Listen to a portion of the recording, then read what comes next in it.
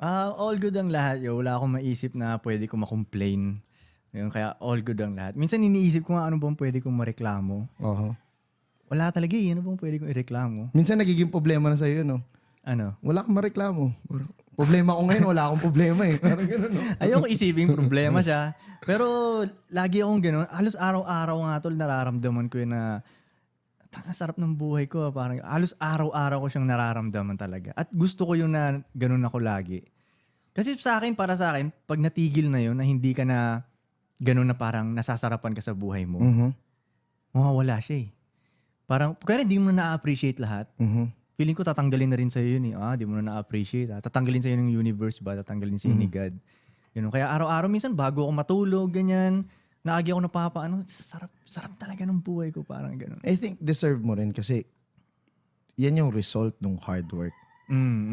Pero, Gets? di ba? Pero, No, hindi ko sinasabi na wala nang mahirap na nangyayari okay. sa life ko. Kahit pa naman nung dating medyo nahihirapan pa ako, nararamdaman ko pa rin siya eh.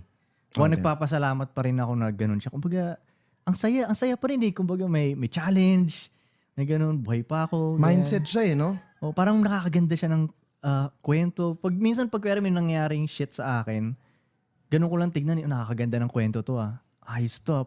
Pag na-solve ko to, isipin mo kung gaano ko ito talk shit to. Parang ganun. Mas na-excite ako dun eh. Sa pagmamayabang ko dahil na-solve ko siya. Doon ako na-excite eh. Kaya masaya lahat sa akin. Wala akong mareklamo talaga. Solid na team. Solid na business. Yeah, solid na business. Maayos ang health ko. Very good. Dalawang girlfriend ko sa bahay.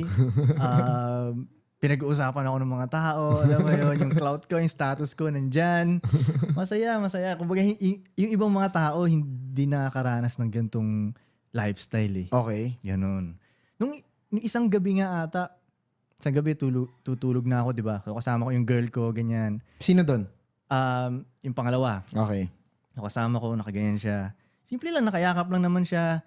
So, parang naisip ko, naka-aircon, sa magandang kwarto, magandang bahay, may babae dito. Malambot na kama. O sabi ko sa kanya, alam mo ba yung ibang lalaki hindi nakakaranas ng ganito? Yung gantong nakaganyan. Yung iba nga namatay na lang, di pa nakaranas ng ganun eh. Kaya sobrang thankful ko sa maliliit lang na bagay na ganun ba. Madali akong magpasalamat sa mga ganung. Na-acknowledge mo lahat ng nangyayari sa reality mo, kumbaga. Diba? Yes, ganun.